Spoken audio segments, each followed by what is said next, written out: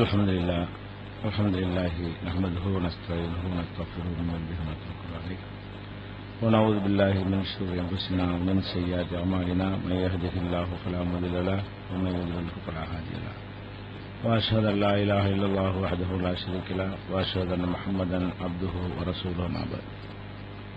கண்ணியத்திற்குரிய எல்லாம் அல்ல அல்லாஹ் ஜல்ல ஷானஹு தஆலாவின் நல்லடியார்களே, மாறும் உலகில் மாறாத இஸ்லாம் என்ற இந்த தொடர் நிகழ்ச்சியிலே நாம் எல்லாம் 5வது நாளிலே அமர்ந்திருக்கிறோம். இந்த நிகழ்ச்சியிலே இஸ்லாம் அல்லாஹ்வால் வழங்கப்பட்ட ஒரு மார்க்கம், அதில் எந்த காலத்திலையும் எந்த விதமான மாறுதலும் தேவைப்படாது, அது எல்லா காலத்துக்கும் பொருந்தக்கூடியதாக இருக்கும் என்ற அடிப்படையில் சில செய்திகளை நாம சொல்லி வருகிறோம். இஸ்லாம் எந்த மாறுதலும் தேவையில்லை என்று சொல்வதற்கு முக்கிய காரணத்தில் பல காரணங்கள் இருக்கின்றன.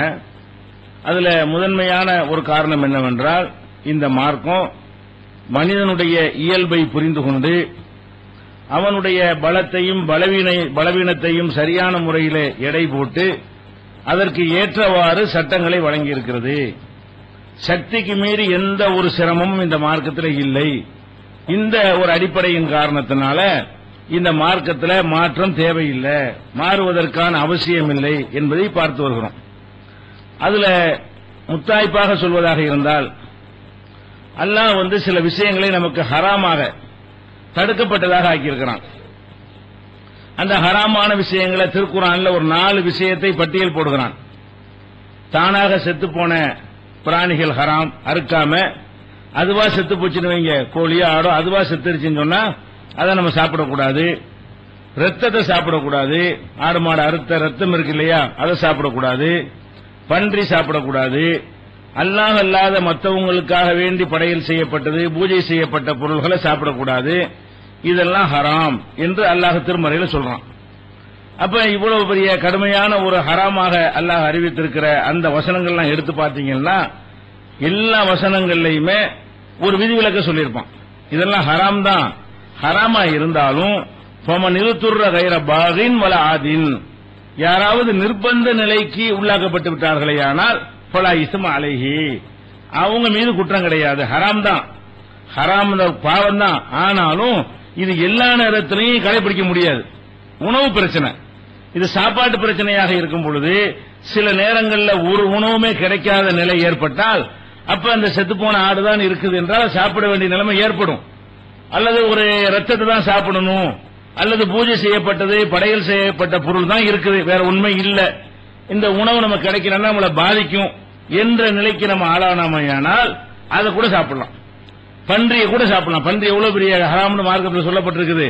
வேற ஒண்ணுமே கிடைக்கல, சாப்பாடே இல்ல. அந்த நேரத்தில் என்ன செய்யறது? ஹராமாக்குன அல்லாஹ் தான் அதை சேர்த்து சொல்றான். எந்த வசனத்தில் இதெல்லாம் ஹராம் என்று சொல்கிறானோ அதிலேயே தான் வருகிறது. எப்படி வருகிறது? ஃபமனில் துர்ர, யாராவது நிர்பந்தத்திற்கு உள்ளாக்கப்பட்டு விட்டால், கைர பாகின் வல ஆதின். நிர்பந்தங்கிறத நம்ம மிஸ்யூஸ் பண்றோம். வழக்கமாக என்ன செய்வோம்? நிர்பந்தத்துக்கு சில காரியங்களை செய்யலாம்னு சொன்னா ஒரு கடையை 2 கடையாக்குறதுக்கு வட்டி வாங்குவான். ஏன்டா நிர்பந்தம்?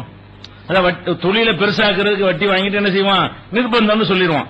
நிர்பந்தத்துக்கு தான் மார்க்கத்தில் அனுமதி இருக்குது அப்படின்னு ஒரு வாதத்தை வைக்குவான். நிர்பந்தம் தான் என்ன? நிஜமான நிர்பந்தமா இருக்கணும்.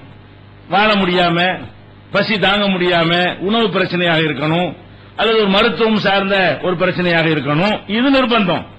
ஒரு கடையை 2 கடையாக்குற நிர்பந்தமா? 2 கடையாக்காட்டி செத்து போயிருவோமா? ஒரு வீட்டை 2 வீடு ஆக்காட்டி செத்துருவோமா? குடிசை வீட்டை பங்களாவை கட்டுறது கட்டாய கடமையா? இதுக்காக வேண்டி போய் வட்டியை வாங்கிட்டு என்ன செய்யறது? நாங்கெல்லாம் நிர்பந்தத்துக்கு ஆளாயிட்டோம். இதல்ல நிர்பந்தம். அதுக்கு தான் அல்ல நிர்பந்தம்னு சொல்லிட்டு அதுக்கு ஒரு கண்டிஷனை போடுறான். என்ன கண்டிஷன்? கைர பாகின் வல ஆதின், வரம்பு மீறக்கூடாது. நிர்பந்தங்கிற பேரை சொல்லி என்ன செய்யக்கூடாது? லிமிட்டை தாண்டிடக்கூடாது. வழி அந்த நிலையை தேடி செல்லக்கூடாது. அந்த மாதிரி நிலையில உண்மையான நிர்பந்தத்திற்கு நீங்கள் உள்ளாக்கப்பட்டீர்களே ஆனால் ஹராமானதை கூட நீங்கள் என்ன செய்யலாம்? சாப்பிட்டால் உண்டால் குற்றம் இல்லை. இது குர்ஆன்ல 2:173, 6:145, 16:115, 5வது அத்தியாயத்தில் 3வது வசனம், இதுல எல்லாம் இந்த விஷயத்தை அல்லாஹ் சொல்லி காட்டுறான். அது ஹராமு. ஆனா நிர்பந்தமாகிவிட்டால் அப்பவும் ஹராம் தான், குற்றம் இல்லை. அப்ப இந்த மார்க்கம் எப்படி பார்க்குது? ஹராம் என்று தடுத்து விட்டு நீ ஹராம்டா ஹராம் தான் செத்து தொலை, கிடைக்காட்டான்னு செய்ய, அதை சாப்பிடாம பணமா போ என்று சொல்லக்கூடிய விதத்தில் இந்த மார்க்கம் இருந்தா என்னங்களா மார்க்கம்? மனுஷன் சாவ கிடக்கும் போது கூட இறக்கம் காட்டாட்டி இது ஒரு மார்க்கமா? இது மாத்தணும் என்று சொன்னா நியாயம் இருக்கிறது. அல்லாஹ் என்ன சொல்றான்? நிர்பந்தத்திற்கு ஆளாயிட்டீங்களா குற்றம் இல்லைங்கிறான். இந்த நிர்பந்தம் கூட பணமா போயிருவோங்கிற அளவுக்கு வருது, அதுதான் நிர்பந்தமா? கிடையாது. காலையில கொஞ்சம் பால், சாயந்தரம் ஒரு பால் கிடைக்கலன்னா நிர்பந்தம் தான். ஒரு நாள் உணவு கிடைக்காட்டி நல்லா விளங்கிக்கணும். ரசூல் ஸல்லல்லாஹு அலைஹி வஸல்லம் அவங்க இது விளக்கிறாங்க. எப்படி விளக்குறாங்க? ஒருத்தர் போய் என்ன செய்யறாருன்னு கேட்டா, ஒருத்தர் கேட்கிறார், அல்லாஹ்வுடைய தூதரே, எங்களுக்கு ஹராமாக்கப்பட்டவைகள் எப்ப ஹலால் ஆகும்? எங்களுக்கு ஹராமா அல்லாஹ் ஆக்கிட்டான், அது எந்த மாதிரி கண்டிஷன்ல எங்களுக்கு ஹலால் ஆகும்? அப்ப ரசூல் ஸல்லல்லாஹு அலைஹி வஸல்லம் சொல்றாங்க, காலை நேரத்தில் சிறிதளவு அருந்தக்கூடிய பால், குறைஞ்சபட்ச உணவு, சாயந்தரம் அருந்தக்கூடிய 2 வேளை அந்த நாட்டில் உணவு சாப்பிடுவாங்க.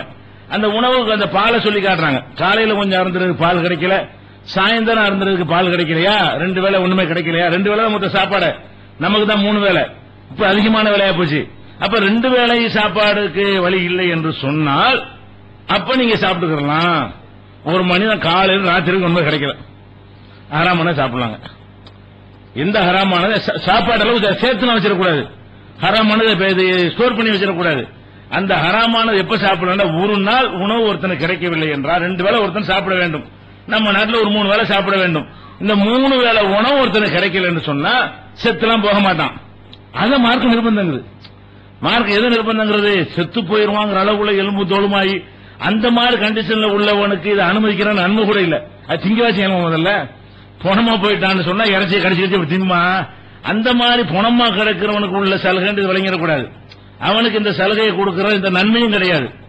இந்த சலுகை யாருக்கு கேட்டா, உணவு பிரச்சனையில உணவு கிடைக்கவில்லை, ஒரு நாள் உணவு கிடைக்கவில்லை, அவன் எதையும் பார்க்க வேண்டியதில்லை. நீங்க இந்த சோமாலியாவெல்லாம் பாத்தீங்கன்னா காட்டுவாங்க எல்லாம் டிவியில, வெறும் எலும்பும் தோல்மா இருப்பாங்க. சோமாலியாவில் பாத்தீங்கன்னா எலும்பும் தோல்மா மக்களை காட்டுறான். எல்லாம் முஸ்லிம்கள் வாழக்கூடிய நாடு, முஸ்லீமாக இருக்கிறான். ஏன்னா இப்படி இருக்கிறான்னா உணவு கிடைக்கல, சாப்பாடு கிடைக்கலங்கிறதுக்காக வேண்டி அவன் அந்த மாதிரி நிலையில இருக்கிறான். இவன் இந்த மாதிரி நிலையில உள்ளவன் என்ன செய்யலாம்? ஏன் இப்படி இருக்கிறான்? செத்து போன ஆடுகாடு சாப்பிட வேண்டியதானே, எது எது கிடைக்குது எல்லாத்தையும் சாப்பிட வேண்டியதானே. அந்த மாதிரியான ஒரு சட்டத்தை விளங்காத காரணத்தினால அவன் இந்த சாப்பாடு இல்லைங்கிற ஒரு காரணத்திற்காக எலும்புந்தோலுமாக அந்த மக்கள் மாறக்கூடிய நிலையெல்லாம் பார்க்கணும். அது மாதிரி எல்லாம் வரும் அல்லாஹ்வுக்கு தெரியும்ல. பலவிதமான நிலைகளை மனிதன் அடைவான். அந்த மாதிரி அடையக்கூடிய நேரத்தில் அவனுக்கு இந்த சட்டத்தை போட்டக்கூடாது. அல்லாஹ் எப்படி விரும்புறான்? திங்கக்கூடாதுதான். நிர்பந்தம் வந்துருச்சா அது பிரச்சனை, நான் கண்டுக்கிற மாட்டேன், அது நான் தானே ஏற்படுத்தினேன், உன் சக்திக்கு ஏழாம தானே நீ இருக்கிற, ஒரு நாளைக்கு மேல ஒரு மனிதனுக்கு பசியை தாங்க இயலுமா, அப்படின்னு நான் தானே உன்னை படைச்சிருக்கிறேன் என்று கருணை காட்டி நிர்பந்தமான நிலைக்கு உள்ளானவர்களுக்கு உங்களுக்கு இந்த சட்டம் கிடையாது, ஹராம்ங்கிற சட்டம் கிடையாது, ஹராமா இருந்தாலும் அதுக்கு கேள்வி கிடையாது, நான் மன்னிச்சுக்கிருவேன் என்று அல்லாஹ் ரப்பல் ஆலமீன் இந்த நிர்பந்தத்திற்கு ஹராமான விஷயங்களே நமக்கு என்ன செய்யறான்? சொல்லி காட்டுகிறான். அப்ப இதுல ஒரு மாற்றமும் தேவையில்லை, நல்ல வழங்குதா இல்லையா? என்னடா எந்த நிலையிலும் இந்த மார்க்கத்தை நம்ம கூட தேவையில்லை போல இருக்க. இவ்வளவு பெரிய மோசமான ஒரு உயிர் காக்கிற ரத்த தானம் கொடுக்கிறோம். அந்த காலத்துல எல்லாம் நம்ம பாத்தீங்கன்னா ஒரு 20 ஆண்டுகளுக்கு முன்னாடி எல்லாம் ரத்த தானம் பேசவே முடியாது, ஹராம்ன்றாங்க. ஆலிம்சாக்கள்கிட்ட கேட்டீங்கன்னா அஜர்த்துமார்கள் குரான்ல அல்ல ரத்தத்தை ஹராம்ட்டான். 4 விஷயத்துல ரத்தம் வருதுல, செத்து போன பிராணி ஹராமு, ரத்தம் ஹராமு, அது மாதிரி பன்றி ஹராம்னு வருது. நீங்க ஒரு மனுஷன் ரத்தத்தை எடுத்து இன்னொரு மனுஷனுக்கு ஏத்துறீங்க, இது எப்படி மார்க்கத்தில் கூடும் என்றெல்லாம் அன்றைக்கு என்ன செஞ்சாங்க? மார்க்க அறிஞர்கள் சொன்னாங்க, ரத்தம் ஹராம்ங்கிறதுல மாற்றுக்கிறது கிடையாது, சாப்பிடக்கூடாதுன்னா ஏத்தவும் தான் கூடாது, சரிதான் அது. ஆனா எதை கவனிக்கல அவங்க? இந்த பிந்தினதை கவனிக்கல. எவன் நிர்பந்தத்திற்கு உள்ளாக்கப்பட்டானோ அவனுக்கு குற்றம் இல்ல. ரத்தம் ஏத்துறதுக்கு இந்த விளையாட்டுக்கு ஏத்துவான், சத்தை அதிகரிக்க பலத்தை அதிகரிக்க ஏத்துவான். ரத்தம் ஏத்துறது எதுக்கு? நிர்பந்தத்துக்கு தானே. ஒரு நாள் சோறு கிடைக்காட்டி இதெல்லாம் ஹலால்னு சொன்னா ஆபரேஷன் பண்ணி ஓடிக்கிட்டு இருக்கிற ரத்தம், அப்ப அந்த ரத்தத்தை ஈடுகட்டுறதுக்கு கொஞ்சம் ஏத்தினாதான் அவன் பிழைக்குவான். அல்ல கேன்சர் இருந்து கீமோ கொடுத்து அவனுடைய அணுக்கெல்லாம் செத்து கொண்டிருக்கிறது, பூச ரத்தம் ஏத்தினாதான் அவனுக்கு என்ன செய்ய முடியும்? திரும்பி அவன் மறு உயிர் பெற முடியும். ஆக்சிடென்ட் ஆயிட்டான், எல்லா ரத்தம் ஓடி போச்சு, அப்ப அவனுக்கு மறு சிகிச்சை செய்வதற்கு கூட ரத்தம் ஏத்தினாதான் ஏதாவது செய்ய முடியும். இந்த நிலையில ரத்தம் ஏத்துறாங்க. ரத்தம் ஏத்துறது பலத்தை நோன்பு வைக்க போறேன், காலையில 2 பாட்டில போட்டு போய் சகர் வைக்கிறேன் வைக்கிறோம், அதுக்கு ரத்தம் ஏத்துறோம். ரத்தம் என்பது சும்மா சாப்பாடாகவோ அல்லது சாதாரண நிலையில ஏத்துவது கிடையாது. ரத்தம் ஏத்துறது எப்ப ஏத்துவோம்? அது அவசரமான நிலைக்கு ஏத்துவோம். இதை போய் யாரும் ஹராம்னு சொல்லலாமா? சொன்னார்கள். இதை கூட நினைச்சாங்க அந்த காலத்துல, ரத்த தானமா அம்மாடி ஹராமு, ரத்தம் வந்து பணமா கிடக்க அளவுக்கு போனா கூட ரத்தம் ஏத்த மாட்டாங்க சார் ஆளுங்க பேணுதல். ரத்தத்தை ஏத்துறது அல்ல ஹராமாக்கி இருக்கான். ஒருத்தர் ரத்தத்தை நான் ஏத்தி நான் வாழ தேவையில்லை, செத்து போனா செத்துட்டு போறேன், இப்படி ஊட்டினார்கள். மக்களுக்கு நினைச்சாங்க ரத்த தானத்தை பெறுவதற்கும் மக்கள் பயப்படக்கூடிய நிலையிலையும் ரத்தத்தை கொடுக்கிறதுக்கும் பயப்படக்கூடிய நிலையிலும் இருந்தார்கள். ஆனா அல்லாஹ்வுடைய அந்த வசனத்தை ஹராமாக்குற அந்த வசனத்தை பாதியை பார்த்தவர்கள் அடுத்த பாதியை பார்க்கல. ஹராம் தான்ப்பா, நிர்பந்தத்துக்கு ஹராம் இல்லைன்னு சேர்த்தானே இருக்குது. அப்ப நம்ம கூட இப்ப ரத்த தானம் செய்யறோம்னா எதுக்கு செய்யறோம்? ஹராம் தான் அது. ஆனா ஏன் அது ஹலால் ஆகுது? எதுக்கு குற்றம் இல்லாம போகுது? நிர்பந்தம். நிர்பந்தமான ஒரு நிலையில் இருப்பவனுக்கு தான் ரத்தத்தை கொடுக்கிறோம், ரத்தத்தை வாங்குறோம். இந்த நிலையில் இருக்கிற ஒரு விஷயத்தை வழங்காம இப்படி எல்லாம் பத்துவாக்கள் கொடுத்தார்கள். அப்படி கொடுத்தார்கள் ஏன்னா மாத்தலாம்னு சொல்லலாம். என்னங்கடா மார்க்கம், ஒரு சாவ கிடக்கனா ரத்தம் ஏற்ற மாட்டேங்கிறீங்க, அவனை பணமாக்கி போட்டீங்க அப்படின்னு சொன்னா நம்ம என்ன செய்யலாம்? அதை மாத்தணும்னு சொல்லலாம். இந்த மார்க்கம் தேவையில்லை, ஒரு மனுஷனுடைய உயிரோடு விளையாடுது, இந்த மாதிரி ஒரு சட்டத்தை பிடிச்சி சாவடிச்சு பிடிச்சி அப்படிங்கிற மாதிரி சொன்னால் கேட்டுக்கொள்ளலாம். அப்படி இந்த மார்க்கம் சொல்லுதா? ஹராமாக்கின விஷயத்தை கூட பயன்படுத்திக்கன்னு சொல்ற அளவுக்குள்ள ஒரு மார்க்கமாக இருக்கிறது. இன்றைக்கு ஏராளமான மெடிசன், பல மருந்துகள்லாம் வந்திருக்கிறது. அதுல பெரும்பாலும் ஹராமானது கலந்திருக்குது. ஹராமானது கலந்திருக்குது. அதிகமான மருந்துகள் எடுத்தீங்கன்னா அதுல என்னென்ன போட்டிருக்கான்னு பாத்தீங்கன்னு சொன்னா அது விஷம்லாம் இருக்கு. அதுல விஷம் ஹராம் தானே. பாய்சன் இல்லாத மருந்து, முக்காவாசி மருந்து பாய்சன் இல்லாம இருக்குமா? எல்லா மருந்துல என்ன இருக்குது? அந்த டோஸை குறைக்கிறான். பாய்சன் அந்த அளவுக்கு அப்படி கொடுத்தா செத்து போயிருவோம். அதுக்கு தகுந்த மாதிரி ஒரு ரத்தம் உரைகிறது கூட பாய்சன் கொடுத்தானே இந்த ரத்தத்தை உரைய வைக்கிறான். அப்ப இந்த ரத்தம் உரைய வைப்பதற்கு கூட இது தேவை இருக்கிறது, இந்த விஷம் எல்லாம் தேவை இருக்கிறது. அப்ப மாறுறது அது மாதிரி ஆல்கஹால் கலந்த இருமல் மருந்து வாங்கினீங்கன்னா ஆல்கஹால் இல்லாம இருக்குமா? இருமலா இருக்குன்னு சொல்லி வாங்கி குடிக்கிறீங்க, குடிச்சா அப்படியே தூக்கம் வருது. அந்த தூக்கத்தை உண்டாக்குற மேட்டர் எங்க இருக்குது? அதுல கலந்துருக்கிற ஆல்கஹால் தான் இருக்குது. தூக்கம் என்னால உண்டாவது? அதுல ஆல்கஹால் இருக்க போய் தான் அது மாறிய தூக்கம் கூட சொல்ல முடியாது, மாதிரியான ஒரு போதையை உண்டாக்குறது. ஆனால் அது என்ன இல்ல மார்க்கத்தில் குற்றமாகுதுங்க. அது மருந்து, நிர்பந்தம். மருத்துவத்தை விட மிஞ்சின நிர்பந்தம் என்ன? ஒரு மனுஷன் வயிற்று அறுக்கிறதுக்கு அனுமதி இருக்கா? மருத்துவத்துக்கு அறுக்கலாம்ல. ஒரு மனுஷன் படுத்துக்கிறாங்க அறுக்கலாமாங்க? அது எப்படி அறுக்கிறன்னு கேட்போம். அப்ப டாக்டர் அறுக்கத்தானே செய்யறாரு. நம்ம எதை அறுக்கக்கூடாதுங்க டாக்டர் செய்யத்தான் செய்யறாரு. அவர் செய்யற காரணம் என்ன? நிர்பந்தம். அப்ப அந்த மாதிரியான முறையில மருத்துவம் என்று சொன்னாலே நிர்பந்தம் தான். அப்ப நிர்பந்தமான நிலையில் இன்னைக்கு என்னென்னலாம் கண்டுபிடிச்சுக்கிட்டு இதெல்லாம் என்னடான்னு கேட்பாங்க. உங்க மார்க்கத்தில் கூடாத முஸ்லீமா வாழ முடியுமா? இந்த சட்டம் தேவையான்னு கேட்டா வாழ முடியும்டா, இதெல்லாம் வரும்னு அறிந்த எங்கள் இறைவன் முன்னாடி சொல்லிவிட்டான். என்ன சொல்லிட்டான்? நிர்பந்தமான நிலை ஏற்பட்டால் உன்னை கேள்வி கேட்க மாட்டேன். இந்த நேரத்துக்குள்ள சட்டம் இல்ல, சாதாரண நிலையில் கடைபிடிக்கிற சட்டம் இது. அசாதாரண நிலைக்கு இந்த சட்டம் இல்ல. நாங்களே சொல்லிருந்தோம், நீ என்ன புதுசா கண்டுபிடிக்கிற என்று கேட்கலாமா இல்லையா? அப்ப இந்த மார்க்கம் எப்படியான மார்க்கம்? அதிசயமா இருக்கு பாருங்க. இப்படி நாம ஒரு சட்டத்தை உண்டாக்க முடியும்? என்ன மாதிரி சுத்தி வளைச்சு வந்தா கூட அதுக்கு ஆன்சர் நம்மள்ட்ட ரெடி ஆல்ரெடி வச்சிருக்கிறோம். அந்த மாதிரியான ஒரு அடிப்படையில் பார்க்கும் பொழுது இந்த மார்க்கம் மாறுவதற்கு எந்த தேவையும் இல்லை. இந்த காரணத்துக்காக வேண்டி, எந்த காரணத்துக்கு? எங்களுக்கு ஏறல, எங்களுக்கு முடியல, எங்களுக்கு இதை செயல்படுத்த இயலாது, இது எங்களை பாதிக்கிறது, எங்களுடைய ஆரோக்கியத்தை பாதிக்கிறது, எங்களுடைய உயிரை பாதிக்கிறது, எங்களுடைய மற்ற விஷயங்களில் சிரமத்தை ஏற்படுத்துகிறது. இந்த மாதிரியான ஒரு சிரமம் எங்களுக்கு அவசியம் இல்ல, மாத்தணும்னு ஒரு ரீசன் இருந்தா பேசுவோம், வாங்க மாத்துவோம். அப்படி இல்லையே, மாத்துறதுக்கான காரணம் இருந்தா தானே மாறுதல் பேசி வரும். இது இறைவனை தந்திருக்கிற காரணத்தினால் அந்த அம்சங்கள் வரவே இல்லை. இன்னும் சொல்ல போனால் இந்த மனிதன் எந்த மனுஷனா இருந்தாலும் அவன் மனநிலையை எடுத்துக்கொண்டீர்களே ஆனால் எல்லா மனுஷனும் கெட்ட எண்ணங்கள் அப்பப்ப போயிட்டே இருக்கும். கெட்ட செயல்களை குறைவா செய்வோம், கெட்ட எண்ணங்கள் ஜாஸ்தியா வரும். என்னவா வரும்? அப்படி செய்யணும், எப்படி செய்யணும், இப்படின்னு பல மாதிரி எண்ணங்கள் வரும். அவ்வளவு ஹராமானதா இருக்கும். மனிதனுடைய எண்ணங்கள்லாம் எப்படி இருக்கு? அந்த மாதிரி சில தவறான முறையில் ஒருத்தர் சம்பாதிச்சு கோடீஸ்வரன் ஆயிட்டான்னு சொன்னா இந்த மாதிரி நம்மள ஆகணும் அப்படிங்கிற மாதிரி மனசுல வரும், கொள்ளையடிக்கிற மாதிரி வரும். இப்படி பலவிதமான கெட்ட எண்ணங்கள்லாம் வரும். இதை பத்தி கூட இந்த மார்க்கம் எப்படி சொல்லுதுன்னா, இது என்ன வருது அவன் வேலையா, என்ன வருது அவனா பிளான் பண்றான், அப்படி வந்துருது. நம்ம யோசிச்செல்லாம் செய்யறது கிடையாது. மனசுல என்ன செய்யறேன்? ஒரு அழகான ஒரு பெண்ணை பார்த்தோன்னு ஒரு மனுஷனுக்கு ஒரு மாதிரியான ஆசை வருதா இல்லையா? அது பிளான் பண்ணி அந்த ஆசை வந்துச்சு. அந்த பக்கம் வந்திருக்காரு, இவங்க வரவே செய்யாது. அந்த பக்கம் வந்ததுனாலையும் அந்த மாதிரி கோலத்துல இருந்ததுனாலையும் அதை பார்த்ததுனாலையும் இவனுக்கு ஏற்படுது. இது பிளான்லாம் பண்றது கிடையாது, இது வந்துடும், மனசுல வந்துடும். அப்ப இஸ்லாம் எப்படி சொல்லுது? இந்த மனசுல வர்றதுக்கெல்லாம் பிடிக்க ஆரம்பிச்சா ஒருத்தம் கூட தப்பிக்க மாட்டோம். இந்த மனசுல வர்றதுக்காக வேண்டிய எல்லாம் கேள்வி கேட்க ஆரம்பிச்சான்னா ஒருத்தன் நல்லவனா இருப்பானா? வெளியில வேண்டாம் எனக்கெல்லாம் வராதுன்னு சொல்லலாம், பொய்யா தான் இருக்காது, எவனும் சொல்ல முடியாது. வெளியில வந்துட்டு நான் எனக்கும் அப்படிலாம் நான் அப்படி ஆள் இல்ல இதெல்லாம் சொன்னாங்கன்னா போய் சொன்னாங்கன்னு அர்த்தம். எந்த மனிதனா இருந்தாலும் ஏதாவது சில விஷயங்கள் சபலம் ஏற்படும். ஏதாவது பெண்ணா இருக்கலாம், பணமா இருக்கலாம், புகழா இருக்கலாம், பதவியா இருக்கலாம், ஏதாவது ஒரு விஷயத்துல என்ன செய்வான், அப்படியே கொஞ்சம் சமரசமாயி போயிடுவான்.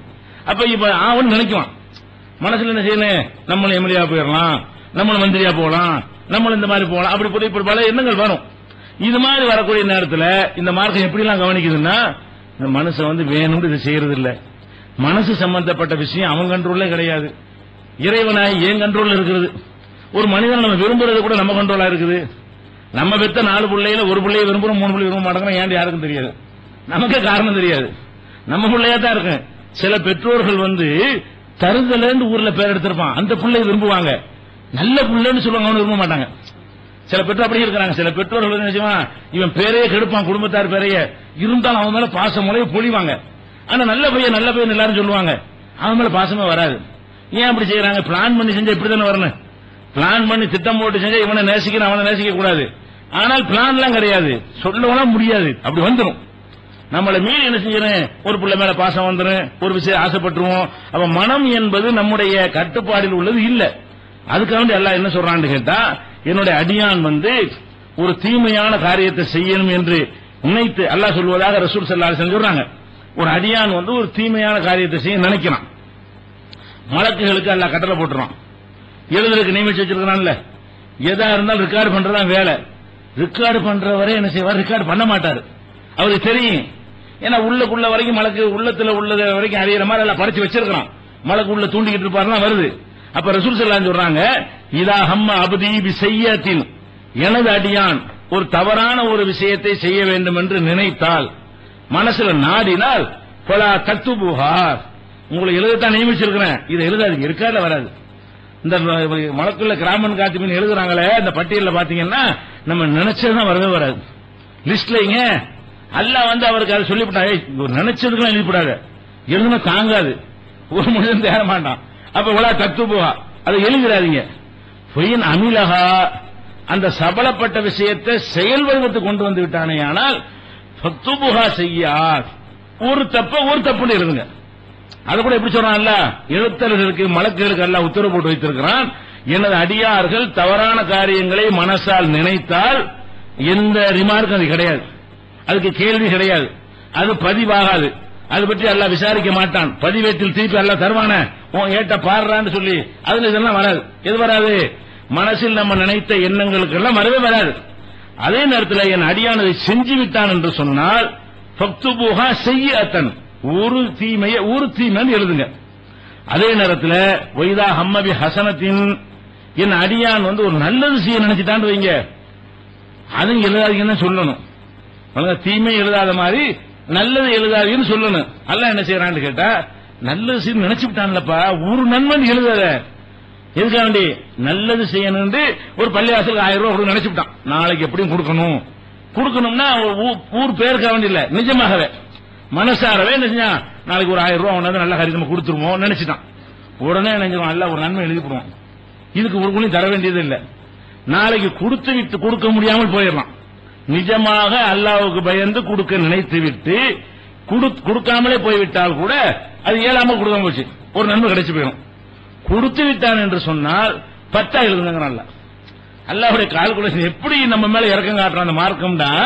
நீங்க தீமையை நினைச்சால் அது எழுதப்படாது, நன்மையை நினைச்சால் எழுதப்பட்டுவிடும். தீமையை செஞ்சால் 1க்கு 1, நன்மையை செஞ்சால் 1க்கு 10. எப்படி அல்லாஹ் கால்குலேஷன் பண்றான்னு கேட்டா, நம்முடைய பலவீனத்தை அவன் அறிந்தவனா இருக்கிறான், அவன் தான் அறிந்தவன், நம்ம கூட தெரியாது, படைச்சவன் அவன் தானே. அப்ப நம்முடைய பலவீனங்களை அறிந்திருக்கிற காரணத்தினால இப்படி எல்லாம் இறக்கம் காட்டுறான். எப்படி நமக்கு சட்டத்தை தருவான்? இப்படி எல்லாம் நம்ம மேல கருணையோட நமக்கு சின்ன சின்ன விஷயங்களுக்கெல்லாம் பெரிய பெரிய பரிசுகளை கொடுத்து, சின்ன சின்ன மிஸ்டேக்குகள் எல்லாம் கண்டுக்கிறாம அந்த பரிசுல அந்த பிளஸ் 2 திருத்துவாங்க ஆசிரியர்கள்லாம், அந்த காணா மாணவெல்லாம் 10 மார்க் போடுவாங்க. இப்படி எல்லாம் கவனிக்காம இது காணாவுக்கு இக்கனா போட்டுவிட்டான், இக்கனாவுக்கு குணா போட்டுவிட்டான், அதெல்லாம் குறைப்பாங்க மார்க்க. இந்த மாதிரி எல்லாம் பார்க்க மாட்டான். அட இக்கனா சொல்றவரை கருத்து சொல்றான்டா, கழுதைங்கிற குழுதன்னு எழுதிட்டானா, கழுதையை தானே எழுதிருக்கான், அப்படி தப்பா எழுதிவிட்டான் போ, அதெல்லாம் எப்படி பாப்பானா, கழுதை நினைச்சிட்டு குழுதன்னு எழுதிவிட்டான். சரி இது மனுஷன் தானே, போடா கழுதை தான் சொல்றான்னு வழங்குதுல, போடு மார்க்க, இப்படியா காணல. அவன் கவனிக்கிறத எப்படி கவனிக்கலாம்? அல்ல அப்படி அது இதை விளங்குதே இல்லையா? அல்லாவுடைய அந்த தன்மை எப்படி இருக்கும் என்பது, அல்லாஹ்வுடைய ஸ்டைல் நம்ம விஷயத்தில் எப்படி நடப்பான் என்பது இந்த ஹதீஸ்ல விளங்குதா இல்லையா? அதே மாதிரி பாருங்க, அல்லாஹ் கூட சொல்லி காட்டினா, அல்லாஹ்வுடைய ரசூல் சொல்ற, இது புகாரியில 497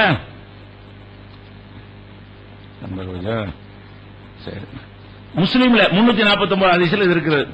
அதே மாதிரி ரசூல் ஸல்லல்லாஹு அலைஹி சொல்றாங்க, இன்னல்லாஹ தஜாவஸ லி உம்மத்தி மா ஹத்தஸத் பிஹி அன்ஃபுஸுஹா, மனசில் ஓடக்கூடிய எண்ணங்களை எல்லாம் என்னுடைய அடியார்களுக்கு எல்லாம் மன்னித்து விடுகிறான். மாலம் எத்தக்கல்லமு, அதை வெளிப்படையா பேசுற வரைக்கும், பேசிட்டா எழுதிடுவான். தப்ப நினைச்சுட்டு டேய் பத்தியாடா எல்லாம் முடிஞ்சு வச்சுக்காத, செஞ்சாலும் எழுதி போடுவான். ஒரு விஷயத்தை பார்த்துவிட்டு வாயினால் அதை வெளிப்படுத்திட்டீங்கன்னு வைங்க, அப்போ எழுதி அந்த பேசுறதுக்குரிய நன்மை தீமை எழுதிடுவான்ல. அது இல்லாம ஒண்ணு வாயினால பேசினாலும் எழுதிடுவான், அதை செயல்படுத்தி விட்டாலும் அதுக்குரிய தீமை எழுதிடுவான்ல. மனசில் நினைக்கிறது கிடையாது என்றும் ரசூல் ஸல்லல்லாஹு அலைஹி வஸல்லம் நமக்கு சொல்லித் தருகிறார்கள். இந்த மாதிரியான ஒரு அடிப்படையில் இந்த மார்க்கம் அமைந்திருக்கிறது. அப்ப இந்த பொதுவாக இது மாதிரி நிறைய சம்பவங்கள் நீங்கள் குர்ஆனில் தேடி பார்த்தீர்களேயானால், இந்த மார்க்கம் நம்மளை கட்டாயப்படுத்துறது இல்ல, இந்த மார்க்கம் நம்மளை சிரமப்படுத்துறது இல்ல. இந்த மார்க்கத்தினுடைய எல்லா சட்டங்களும் செயல்படுத்தக்கூடிய வகையில் இருக்கும். சில நேரங்களில் சில பேருக்கு செயல்படுத்த முடியாமல் போகுமையானால் அப்ப விட்டு கொடுக்கிற மாதிரி இருக்கும். எல்லாரும் செயல்படுத்துற மாதிரி தான் எல்லாமே இருக்குது. சில நேரங்களில் மனிதனுடைய பலவீனத்தினால சில காரியங்கள் செய்ய முடியாமல் போனால் அவனுக்கு தகுந்த மாதிரி நடந்துக்க. இப்படியான ஒரு சித்தாந்தத்தை மாற்றணும் யார் சொல்ல முடியுமா? இப்படி எந்த ஒரு சித்தாந்தமாவது இப்படி அமைக்கப்பட்டிருக்குதா? உலகத்தில் எந்த நாட்டினுடைய அரசியல் சட்டத்தை எடுத்துக்கிறங்க, கிரிமினல் சட்டத்தை எடுத்துக்கிறங்க, அல்லது எத்தனையோ கொள்கைக்காக உருவாக்கப்பட்ட இயக்கங்கள் இருப்பாங்க இல்லையா, அவங்களுடைய சித்தாந்தங்கள் நீங்க எடுத்துக்கொள்ளுங்க. இப்படியான ஒரு தன்மை கொண்டதாக இருக்கவே இருக்காது. அப்ப மாறித்தான் ஆகணும். காலத்துக்கு பொருந்தாத வகையில் சொல்லிட்டே இருப்பாங்க. அப்ப மனிதனுக்கு தாங்க முடியாதவர்களுக்கு அந்த சட்டங்கள்லாம் இருக்கும். தாங்க முடியாட்டாலும் இதான் சட்டம் போடான்றாங்க. அந்த மாதிரி ஒண்ணு இருக்குமே, ஆனால் நம்மளை பாதிக்கிறது. அப்ப இஸ்லாமிய எந்த ஒரு சட்டத்தையும் மாற்றுவதற்கு தேவையில்லை. இது ஒரு விஷயம் ஆயிடுச்சு. அடுத்ததாக ஒரு சித்தாந்தத்தை மாற்றணும் என்று சொல்வதாக இருந்தா முக்கியமா ஒரு காரணத்தை விளங்கிக்கிறங்க.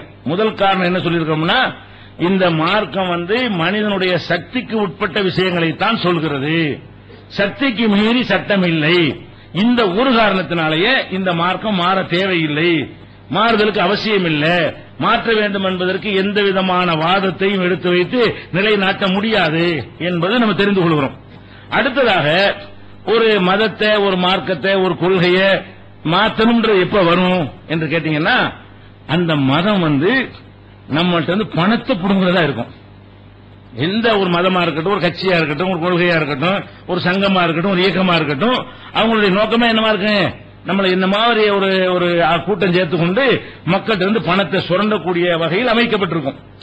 அது மாதிரி பொருளாதார ரீதியாக நம்முடைய பணத்தை சுரண்ட மாதிரி இருந்தா, அல்லது பொருளாதார ரீதியாக, பொருளாதாரம் முக்கியமான காரணமா இருக்கு. உலகத்தில் எடுத்துக்கிட்டீங்கன்னா பண விஷயத்துல மனிதன் என்ன செய்யறான்? ரொம்ப கோவப்படுறான். அவனை ஏமாத்திரா கோபம் வருது, மோசடி பண்ணிட்டா கோபம் வருது, வாகன கடன் கொடுக்காட்டி கோபம் வருது, 10 பைசா சில்லறை பாக்கிக்கா வேண்டியதான் கொலை பண்ற அளவுக்கு போறான். அந்த மாதிரியான அளவுக்கெல்லாம் மனுஷனுக்கு என்ன செய்யுது? இந்த காசு பணம் அவனுக்கு ஜீர்ணிக்க முடியல. ஒரு மனிதன் எத்தனையோ தப்புகள் செஞ்சா கூட பெருசா எடுத்துக்கிற மாட்டான். ஒரு ஊழல் லஞ்சம் பண்ணிட்டான்னு வைங்களேன், வெறுக்க ஆரம்பிச்சிடறான். ஒரு நல்ல மனுஷன் நினைச்சிட்டு இருந்தோம், இந்த மாதிரி நடந்துட்டான், அவனால தாங்க முடியல. இப்படியான ஒரு தன்மை மனிதன் இருக்கிறது. அப்ப இந்த பொருளாதார மேற்றை பொறுத்த வரைக்கும் இந்த மார்க்கம் எப்படி இருக்கிறது? உலகத்தில் ஒரு கட்சியில் நீங்க மெம்பரா சேர்ந்தா கூட அவங்க இந்த பொருளாதாரத்தில் உங்களை எப்படி நடத்துறாங்க? ஒரு மதத்தில் அங்கம் வகிச்சா உங்களை எப்படி நடத்துறாங்க? ஒரு கட்சியில நீங்க ஒரு அரசாங்கத்துக்கு நீங்க ஒரு பணியாற்றினா அவங்க எப்படி உங்களை நடத்துறாங்க? ஒரு நிறுவனத்தில் வேலை செஞ்சா அவங்க எப்படி உங்களை நடத்துறாங்க? எல்லாத்தையும் நீங்க ஒப்பிட்டு பாருங்க. இந்த மார்க்கம் உங்களை எப்படி நடத்துகிறது? பண விஷயத்தில் எப்படி நடத்துகிறது அப்படின்னு பாத்தீங்கன்னா, இந்த மார்க்கம் பொருளாதாரம் சம்பந்தமாக உங்களுக்கு ஃபர்ஸ்ட் என்ன சொல்லுதுன்னு கேட்டா, உங்களை செலவழிக்க சொல்லுது. நல்ல காரியத்துக்கு பொருளாதாரத்தை செய்யுங்க, செலவழிங்கன்னு சொல்லுகிறது. இந்த நல்ல காரியத்துக்கு செலவழிங்கன்னு சொல்லக்கூடிய இந்த மார்க்கம் எதை செலவழிக்க சொல்லுது? இந்த மார்க்கம் எதை செலவழிக்க சொல்லுன்னா, இருக்கிறதெல்லாம் செலவழி, உன்கிட்ட இருக்கிற எல்லா சொத்தையும் செலவழிச்சு போட்டு தெருவில் போய் நில்லு, அல்லது சாப்பாட்டுக்கு மட்டும் வச்சுக்கிட்டு என்ன செய்ய நீ வாழ்ந்துகிட்டு இருந்துரு, அல்லது நீ ஒரு கைத்தறிய ஒரு கோமானத்தை தவிர ஒன்னு வச்சுக்கிறாத, திருவோடத்துக்கிட்டு அல என்கிற மாதிரியான ஒரு அடிப்படையில் இந்த மார்க்கம் சொல்லுதான்னு கேட்டா அப்படி சொல்லவே இல்லை. என்ன சொல்லுது? அவங்க கேட்கறாங்க, மக்கள் கேட்கறாங்க, எஸ்ஆல் உனக்கு மாதா யுன்ஃபிகூன், நாங்க என்னத்தை செலவு செய்யறது? மக்கள் வந்து கேட்கறாங்க, நாங்க என்ன செலவு பண்ணணும்? அப்ப வந்து அல்லாஹ் என்ன சொல்றான்னு கேட்டா, செலவு செய்யுங்க. குலில் அஃப்வ, எதை நாங்கள் செலவு செய்யணும்னு மக்கள் கேட்கும் பொழுது மிஞ்சி இருக்கிறத செலவு பண்ணு. உன்னுடைய உணவு, உன்னுடைய உடை, உன்னுடைய தாய் தந்தரை கவனிக்கிறது, உன்னுடைய பிள்ளைகளை கவனிக்கிறது, உன்னுடைய கல்வியை, உன்னுடைய பிள்ளைகளுடைய கல்விக்கு செலவழிக்கிறது, எல்லாம் போக மிச்சமாயிருந்த செலவு செய். இந்த செலவழிக்க சொல்வது கூட எப்படி பார்க்குது இந்த மார்க்கம்னு கேட்டா, செலவழிக்கிறது கூட யாருக்கு செலவழிக்க, ரெண்டாவது விஷயம் செலவழிக்க சொல்ற விஷயத்துல தானே ஓட்டணைக்கு விட்டுறாங்க. அதாவது ஆன்மீக பக்தியை ஊட்டி, காசு வேணாம், பணம் வேணாம், ஒண்ணு வேணாம், எல்லாம் செலவழிச்சிட்டு ஓடு அங்கிற மாதிரி சொல்லி என்ன செய்யறாங்க, ஒரு போதையை ஊட்டினாங்கன்னா இந்த மார்க்கம் சரியில்லை. இந்த உலகத்துல காசு நமக்கு தேவை இருக்குது, பொருளாதாரம் அவசியமா இருக்கிறது, நம்ம பொண்டாட்டி பிள்ளை செலவழிக்காம ஊர் உலகத்துக்கு கொடுக்க சொல்லுது என்ற ஒரு சட்டம் இருந்தா இதுல போய் இருக்காதரா, நம்மள அழிச்சுவிடும். இந்த மார்க்கத்தில் இருந்தா ஓம் பொண்டாட்டி தெருவில் நின்றுவா, ஓம் புள்ள செந்தில நிற்பான் அப்படின்னு சொல்வது நியாயம் இருக்கும். அல்லாஹ் என்ன சொல்றான், எஸ் அலுவனக்க மாதாயும் பிகும், நாங்கள் எதை செலவு செய்வது என்று நபியை உங்களிடத்தில் கேட்கிறார்கள். நீங்கள் சொல்லுங்கள் அல் அஃப்வ, மேல் மிச்சமா இருக்கிற செலவு பண்ணும். எதை செலவு பண்ணணும்? உனக்கே தேவை இருக்கும்போது தர்மம் கிடையாது. இந்த மார்க்கம் எப்படி சொல்லுதுன்னா, நமக்கே தேவை இருக்குது நீ செய்யும் மார்க்கம் கட்டாயப்படுத்தாது. ஆனால் அது சிறந்த நிலை. ஒரு மனிதன் வந்து தன்னை கட்டுப்படுத்திக் கொண்டு தன்னுடைய பசியை தாங்கிக் கொண்டு அடுத்தவனுக்கு கொடுத்தானேயானால் சிறந்த நிலையாக அவனை எடுத்துக்கொள்வோமே தவிர அதை கட்டாயப்படுத்துமா செலவழிந்து கிடையாது. மேல் மிச்சத்தை செலவு பண்ணுங்க. அப்ப மேல் மிச்சமான ஒரு விஷயத்தை தான் நீங்கள் செலவு பண்ண வேண்டும் என்று இந்த மார்க்கத்தின் சட்டம் இருக்கும் பொழுது இதுல இருக்கிறவங்க நமக்கு என்ன கஷ்டம் வரும்? நம்ம பொருளாதார இந்த மதத்தில் இருக்கிற காரணத்தினால் பக்தியை ஊட்டி நம்ம பணத்தை எல்லாம் காலி பண்ணிடுவாங்க என்று பயந்தால் இந்த மாத்திரை பத்தி யோசிக்கலாம். இதுல உனக்கு என்ன சொல்லி தருது? நீ எல்லை மீறி செலவழிக்க போனா கூட அப்படிலாம் செஞ்சிடாதப்பா. நீ உன்னுடைய தேவையை பாரு, உனக்குடைய அவசியமான என்னென்ன காரியங்கள் இருக்குன்னு அதை பார்த்து முடிவு பண்ணி அதுக்கப்புறம் மீதமாக இருந்தா செலவு பண்ணு என்று 2வது அத்தியாயத்தில் 219வது வசனத்தில் எல்லாம் சொல்லுகிறான். அதே மாதிரி நபிகள் நாயகம் ஸல்லல்லாஹு அலைஹி சொல்றாங்க, ஹைரு ஸதகா, தர்மத்தில் சிறந்தது மாகான அல்லாஹி கினன், தேவைக்கு மேல் எது இருக்கிறது அதுதான். தேவை இருக்கும்போது செலவு செய்வது வந்து சிறந்த தர்மம் கிடையாது. தேவைக்கு மேல கூடுதல் அல்லாஹ் எல்லாத்துக்கும் தேவைக்கு மேல தந்திருக்கிறான். அதிகமான மக்களுக்கு வந்து அவங்களுடைய உணவு, உடை, படிப்பு மற்ற தேவைக்கு மேல கூடுதலா கொடுத்திருக்கிறான். அதிலிருந்தா செலவு செய்யணுமே தவிர அவனே தேவைப்பட்டுக் கொண்டு இருக்கும் பொழுது அவன் தர்மம் செஞ்சுட்டு மரப்பை பிச்சை கட்டு கூடாது. அந்த நாளைக்கு ஒரு மனிதன் வரக்கூடாது. அவனை 4 பேர் என்னடா மார்க்கத்தில் இருக்கிறீங்க, உன்னை உன் பிள்ளை சந்தையில் விட்டுட்டு என்னடா மார்க்கம், உன் பொண்டாட்டியை கவனிக்காம என்னடா நீ தர்மம் பண்ணிட்டு இருக்கேன்னு கேட்டக்கூடாது. அந்த மாதிரி எல்லாம் கேட்கக்கூடாது என்பதற்காக இந்த மார்க்கம் எப்படி கவனிச்சிருக்கும். உங்களுக்கு காசு பணத்தை புடுங்கினாலும் நீ பயப்படணும். இந்த மார்க்கம் வந்து காசு பணத்தை உங்களை புடுங்கி அல்லது காசு பணத்தை சம்பாதிக்க முடியாம ஆக்கி இந்த உலகத்தில் வாழ்வதற்கு அவசிய தேவையா இருக்கிற பொருளாதாரத்தில் உங்களை பள்ளத்தில் தள்ளி விடும் என்று சொன்னால் அப்படியான ஒரு மார்க்கம் வேணான்னு சொல்லி பரிசீலிக்கலாம். அதுக்குரிய காரணத்தை நான் சொல்லு என்று செய்யலாம், நீக்கணும், மாத்தணும், திருத்தணும் என்கிற பேச்சு வரும். இந்த மார்க்கம் அட்வான்ஸா மக்கள் கேட்கும் பொழுது எல்லாம் அள்ளி போடு அப்படின்னு தான் சொல்லுவாங்க. எல்லாரும் பஸ்ஸுக்கு டிக்கெட்டை வச்சுட்டு கூட்டங்கள்ல வசூல் பண்ணுவாங்களா இல்லையா, போறதுக்கு டிக்கெட்டு காசை வச்சுட்டு எல்லாத்தையும் போட்டு போங்கம்பாங்க. அப்படி சொல்லக்கூடாது மார்க்கத்தில். அப்படி எல்லாத்தையும் போட்டு போடுறதுக்காக வந்திருக்கல. அவங்களுடைய தேவைகள்லாம் இருக்கிறது. உங்களுடைய தேவைகளை அனுசரித்து உங்களுக்கு என்ன இருக்கு அதெல்லாம் போக மேல் மிச்சமா அல்லாஹ் தந்திருந்தால் அதை போடுங்கள் என்றுதான் என்ன செய்யணும் சொல்லணும். அல்லாஹ் அப்படிதான் இந்த செயலை சொல்லித் தர்றான். நம்மளோட இந்த கூட்டங்கள் அதை மீறுகிறோம். நிறைய பேர் என்ன செய்யறாங்க, கூட்டங்கள் அறிவிக்கும் பொழுது நீங்கள் வாலி வருகிறது, வாலியில் எல்லாத்தையும் அள்ளி போட்டு விட்டு போவதற்கு டிக்கெட் காசை மட்டும் கையில வைத்துக் கொண்டு போங்கன்னா இது நியாயமா? இந்த மார்க்கம் அப்படி சொல்லுமா? இந்த மார்க்கம் சொல்வதா தானே மக்கள் அதை நினைக்குவாங்க. அப்படி சொல்லக்கூடாது. இந்த மாதிரி அறிவிப்புகளோட எப்படி செய்யணும்னு கேட்டா, இந்த மாதிரி உங்களுக்கு அல்ல அதிகமா தந்திருந்தால் தேவைக்கு மேல இருந்தால் அந்த தாராளமா நல்லா பண்ணி கொடுங்க என்று கேட்கணும். அப்ப இப்படி ரசூல் ஸல்லல்லாஹு அலைஹி வஸல்லம் சொல்லி காட்டுறாங்க. அதே மாதிரி ஒரு சம்பவத்தை பாருங்க. சஅத் இப்னு அபி வக்காஸ் ஒரு சஹாபி, அவர் கொஞ்சம் வசதியானவர், அவருக்கு உடம்பு சரியில்லை. நபிகள் நாயகம் ஸல்லல்லாஹு அலைஹி வஸல்லம் வந்து அவரை விசாரிக்கிறதுக்கு வர்றாங்க. உடம்பு சரியில்லை என்ன செய்யறாங்க, விசாரிக்கிறதுக்கு வர்றாங்க. வந்தோன்னு அவர் என்ன செய்யறாரு, அவர் உடம்பு சரியில்லாம இருக்கிறோம் நம்ம போயிருவோம்னு நினைக்கிறாரு. உடல்நிலை சரியில்லாம இருந்ததுனால நம்ம சீக்கிரம் மொத்தா போயிருவோம் என்று நினைக்கிறாரு. நினைத்து என்ன செய்யற ரசூலுல்லாஹ் சொல்றாரு, அல்லாஹ்வுடைய தூதரே, எனக்கு அல்லாஹ் நிறைய காசு பணம் தந்திருக்கான், நான் பணக்காரனா இருக்கிறேன், எனக்கு வந்து ஒரே ஒரு பொம்பளை பிள்ளை தான் இருக்குது. அவர் சொல்றாரு, நான் வசதி உள்ளவனா இருக்கிறேன், எனக்கு ஒரே ஒரு பொம்பளை பிள்ளை தான் இருக்கிறது. அதனால வந்து எனக்கு இந்த இவ்வளவு சொத்து ஒரு பொம்பளை பிள்ளை தேவைப்படாது. ஒரு பொம்பளை பிள்ளைக்கு எவ்வளவு தேவைப்படுமோ அதை விட பல பல மடங்கு எனக்கு அல்ல அதிகமா தந்திருக்கிறான். அதனால அவர் கேட்கிறாரு, அப்ப அத்த சத்தகு பி சுலுசை மாலி, என்னுடைய மொத்த சொத்துல 2/3 நான் தர்மம் செஞ்சிட்டுமா? மகளுக்குன்னு ஒரு பங்கு விட்டுட்டு சொத்தை 3 பங்கா வச்சு 33% மகளுக்கு வச்சுட்டு 66% நான் தர்மம் செஞ்சிட்டுமா அப்படின்னு கேட்கிறார். 2/3 தர்மம் செய்யட்டுமான்னு கேட்கிறாரு. அப்ப ரசூல் ஸல்லல்லாஹு அலைஹி செய்யறாங்க, அது நல்ல காரியம் தானே செய்யறாரு. 3ல் 1 வைக்கிறாரு, வசதி உள்ளவரா இருக்காரு. 3ல் 1 ஒரு பெரிய அமௌண்ட், வசதி உள்ளவருடைய அமௌண்ட் அதிகமா தானே இருக்கு. வசதியான ஒரு ஆளு 1/3 மகளுக்காக விடுறேங்கிறாரு. 2 பங்கு அள்ளி கூட்டுப்பா, தான தர்மத்தை அள்ளிட்டு போப்பான்னு சொல்லி இருக்கலாம். ரசூல் ஸல்லல்லாஹு அலைஹி செய்யறாங்க. அவர் மட்டும் பார்க்கல, பொதுவாக இந்த மக்களுக்கு இந்த சட்டத்தை விளக்க விரும்புறாங்க. கால சொல்றாங்க, 3/2 செய்யக்கூடாது. ஒரே ஒரு மகள் உனக்கு இருந்தா கூட நல்ல காரியம் தான தர்மத்துக்கு எதை ஒதுக்கிட கூடாது, உன் சொத்தில் 3/2 ஒதுக்கிறாத அப்படிங்கிறாங்க.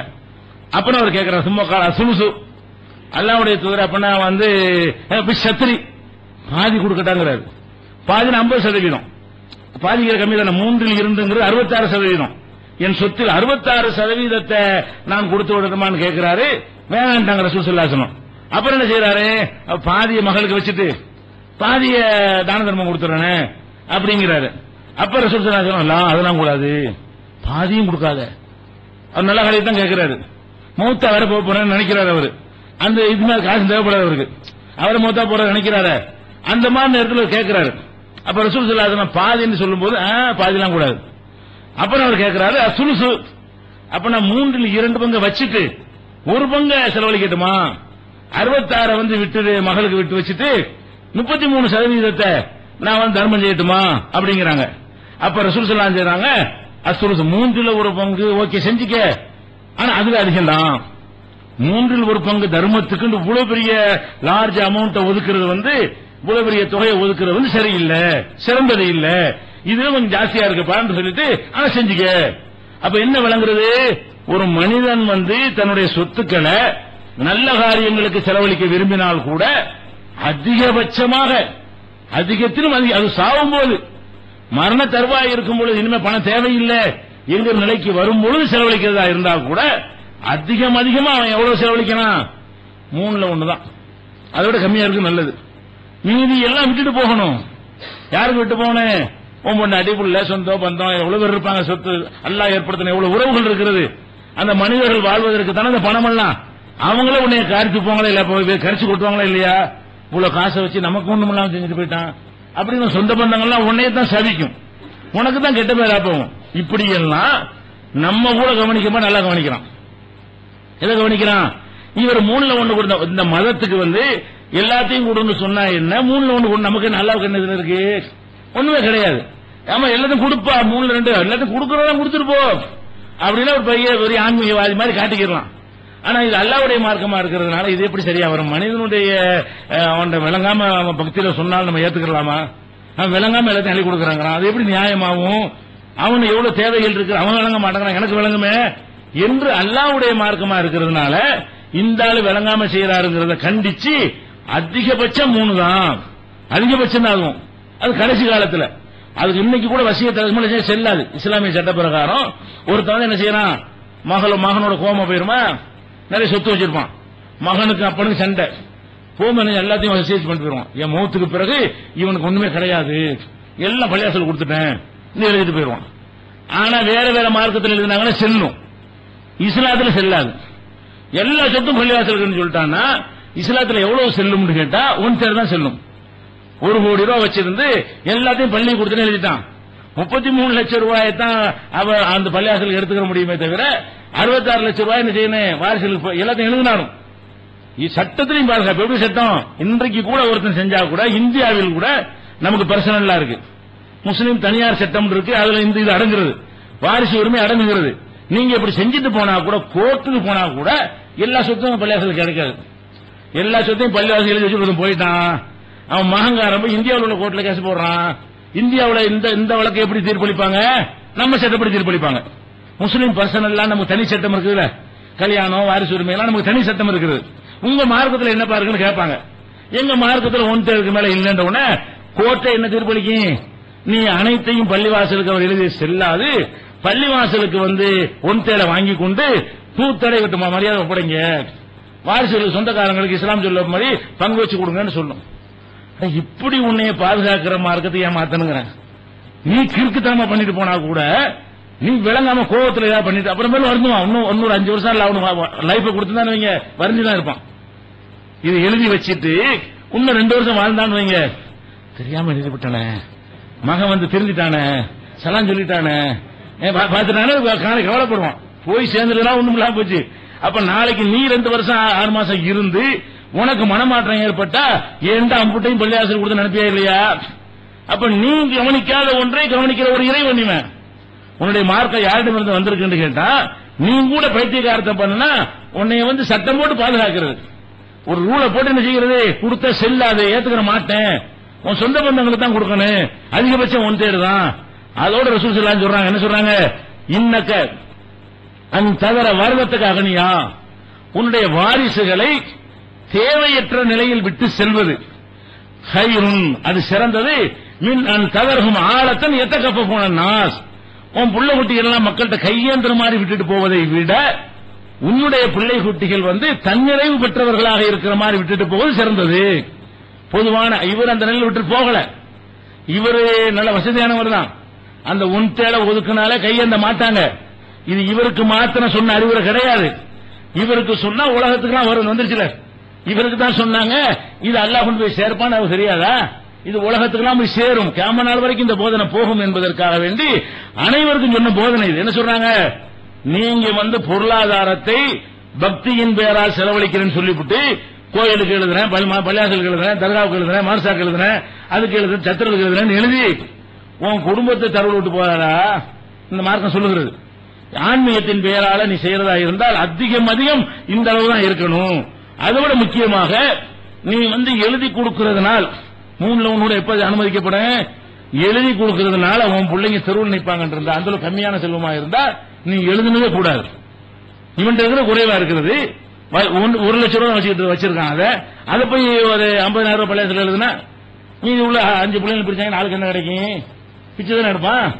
அப்ப இவன் கம்மியா வைத்திருக்கக்கூடியவனா இருந்தா எதை கவனிக்கணும், நாம ஒரு அறப்பணிக்கு செலவழிக்கிறதாக இருந்தால், அறப்பணிக்கு வசியத்து செய்து போவதாக இருந்தால், என் மரணத்துக்கு பிறகு பயன்படுத்திக் கொள்ளுங்க சொல்வதாக இருந்தால் அவன் இதை கவனிக்கணுங்கிறான். அல்லாஹ்வுடைய ரசூல் கவனிக்கணுங்கிறான். எதை கவனிக்கணும், உன் பிள்ளை என்ன, உன் மனைவி என்ன, உனக்கு பிறகு அவங்க என்ன செய்வாங்க, அவங்களுக்கு வாழ்வதா சோர்ஸ் ஏதாவது இருக்குதா, அல்ல யார்ட்ட கையேந்துவாங்களா, கையேந்தாத அளவுக்கு வாழ்வதற்கு ஏதாவது நீ செஞ்சு கொடுத்திருக்கிறியா, இதையும் எழுதி கொடுத்து அவன் என்ன இதெல்லாம் கவனிக்கணுமா? எப்படி ஒரு மார்க்கம் பாருங்க. இவ்வளவு நம்ம மேல அக்கறை செலுத்தி நம்ம அந்த பொருளாதார விஷயத்தில் பக்தி போதை ஊட்டி ஏமாந்து விடாமல் நம்மை நாம நாசப்படுத்திக் கொள்ளாமல் இருப்பதற்காக வேண்டி இந்த அறிவுரை சொல்றாங்க. இது புகாரியில 1290வது ஹதீஸில் நீங்கள் பார்க்கலாம். அதே மாதிரி இன்னொரு சம்பவத்தை பாருங்க. அபூ தல்ஹாண்டு ஒரு சஹாபி, இவர் தான் மதீனாவிலே மதீனாவாசிகள் பெரிய பணக்காரர். அபூ தல்ஹாங்கிற ஒரு சஹாபி இருக்காரு, அப்துல் ரஹ்மான் இப்னு அவ்ஃப் ஒரு ஹிஜ்ரத் பண்ணி வந்தவர் பணக்காரர் இருந்தாரு. மதீனாவை சொந்த ஊரா கொண்டவர்கள் பெரிய பணக்காரர் யாருன்னு கேட்டா அபூ தல்ஹாங்கிறவர் தான். இவருடைய வீடு மஸ்ஜித் நபவிக்கு ஏத்தாப்புல தான் இவருடைய வீடு, தோட்டம் வசதியா இருக்கும். ரசூல் ஸல்லல்லாஹு அலைஹி வஸல்லம் கூட என்ன செய்வாங்கன்னா, பள்ளிவாசல் ஏத்தாப்புல இருக்குதா, பள்ளிவாசல் ஏத்தாப்புல இருக்கிறதுனால இவருடைய அந்த தோட்டத்துக்குள்ள நுழைந்து அதுல மதுரமான சுவையான தண்ணீர் இருக்கும், அதை போய் குடிக்கிறதுக்காக போவாங்க. அங்க போய் இடைப்பாங்க. தோட்டம்னா என்ன, வெறும் பேரிச்ச மரம் தான், தோட்டம்னு வேற நினைச்சிடக்கூடாது. அங்க வேற என்ன இருக்க போகுது, பேரிச்ச மர தோட்டம் தான். பேரிச்ச மரங்கள் இருக்க தோட்டம்னு சொல்லுவாங்க, தோப்புன்னு சொல்லுவாங்க. மரங்கள் இருந்தா தோப்பு. அப்ப இவருக்கு ஒரு தோப்பு இருக்கிறது, பேரிச்ச மர தோப்பு. இது மாதிரி நிறைய சொத்து இருக்கிறது. அப்ப இந்த மாதிரி இருக்கும்போது ரசூல் ஸல்லல்லாஹு அலைஹி வஸல்லம் அதை பயன்படுத்திட்டு வருவாங்க. ஒரு ஆயத்து இறங்குது. எந்த ஆயத்து, லன் தனாலுல் பிர்ர ஹத்தா துன்ஃபிகு மிம்மா துஹிப்பூன், நீங்கள் விரும்பக்கூடியவற்றில் இருந்து செலவு செய்யாத வரை நீங்கள் நன்மை அடைய மாட்டீர்கள். நீங்க தர்மம் செய்யறதா இருந்தா நீங்க விரும்புறீங்களே அதுல இருந்து செலவு செய்யணும், அப்படி செஞ்சாதான் உங்களுக்கு நன்மை அடைய முடியும் என்று ஒரு வசனம் இறங்குது. இறங்கின உடனே இது அபூ தல்ஹா கேட்டு உடனே ரசூலுல்லாஹ்ட்ட வர்றாரு. அல்லாஹ்வுடைய தூதரே, அல்லாஹ் இந்த மாதிரி சொல்றான், நீங்க விரும்புனதை செலவழிங்கன்னு சொல்றான், விரும்புனதை தர்மம் செய்யுங்கன்னு அல்லாஹ் சொல்றான். அப்ப எனக்கு நிறைய சொத்து இருக்கிறது, அதுல ரொம்ப விருப்பமான இந்த சொத்து தான். எந்த சொத்து, மஸ்ஜித் நபவிக்கு பள்ளிவாசல் எதிர்த்தாப்புல இருக்கக்கூடிய இந்த தோப்பு தான் என்னுடைய சொத்துகள்லயே எனக்கு ரொம்ப விருப்பமான சொத்து. அவ்வளவு நல்ல வருமானம் வரக்கூடியது, பள்ளிவாசல் எதிர்த்தாப்புல இருக்கக்கூடியது, நல்ல தண்ணி, நிலத்தில் நீர், நல்ல நீர், சுவையான நீர் கிடைக்கக்கூடியது. இந்த மாதிரி காரணத்துக்காக வேண்டி ஊருடைய மையப்பகுதியில் இருக்குது. இதெல்லாம் காரணத்துக்காக சில சொத்து விரும்புவாங்க மனிதர்கள்.